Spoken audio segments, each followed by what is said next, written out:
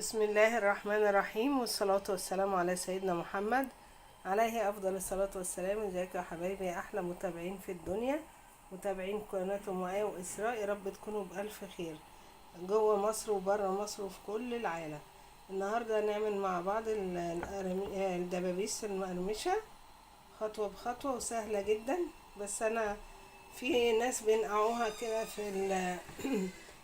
في البهارات وكده وتقعد كام ساعة، بس انا بديها يعني حوالي نص سلقة عشان اضمن ان هي ما يبقاش فيها دم كده من الجزء ده اهو، ما يبقاش فيها دم من هنا. بديها نص سلقة كده وبعد كده بترمي الشوربة بتاعتها، مش بتستعمليها يعني.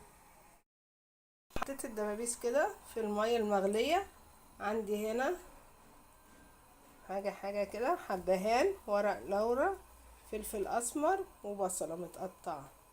حبهان، ورق لورا، فلفل اسمر، ورق وبصلة متقطعة. نحط كله كده ونسيبها بقى مع نفسها ونغطيها لحد ما تبقى نص سوا عشان نضمن ما يبقاش فيها دم، ونرجع مع بعض تاني.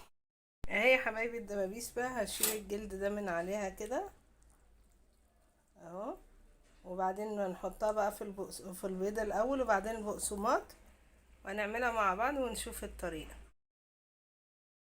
عندي فلفل اسمر هنا على بيض اهو، بحط فيه الدبابيس كده وبعدين اطلعها.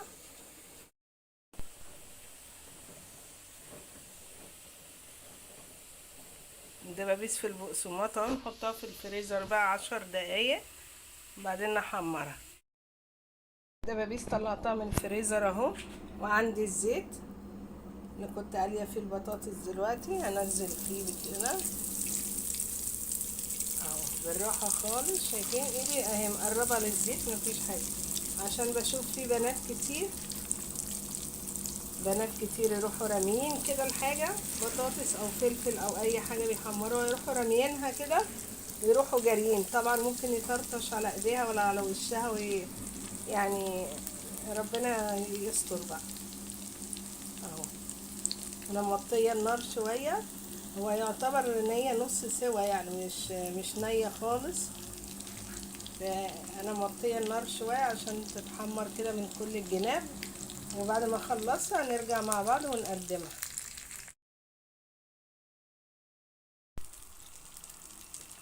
نحط فيها المكرونه كده ونفضل نقلبها.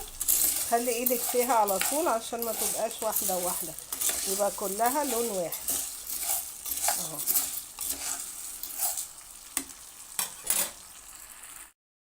شايفين بقت كلها لون واحد كده متبقاش واحده واحده معاكي.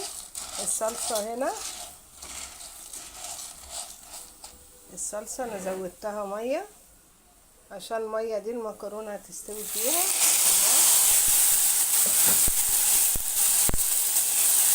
كده محتاجه كمان حبه قليلين، ازودها كمان حبه اهو يا حبايبي. حطيت لها بقى ملح، فلفل اسمر، كمون، بس كده.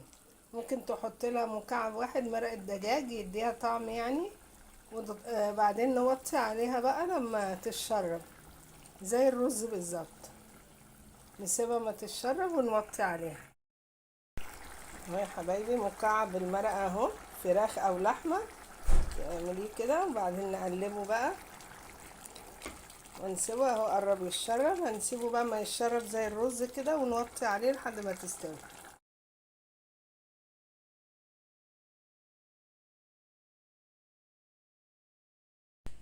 حبايبي اتفضلوا معانا، انا خلصت اهو.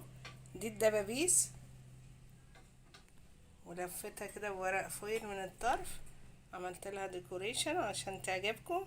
وهنا المكرونه المحمره اهي، سلطه الطحينه، وعندي البطاطس المقليه، وعندي المخلل اهو. الصورة على بعضها كده. لو عجبتكم القناة اشتركوا في قناة ام آية وإسراء وفعلوا الجرس عشان يوصلكوا كل جديد، وساعدوني يا حبايبي قناتي تكبر بيكم يا احلى اخوات في الدنيا. السلام عليكم ورحمة الله وبركاته.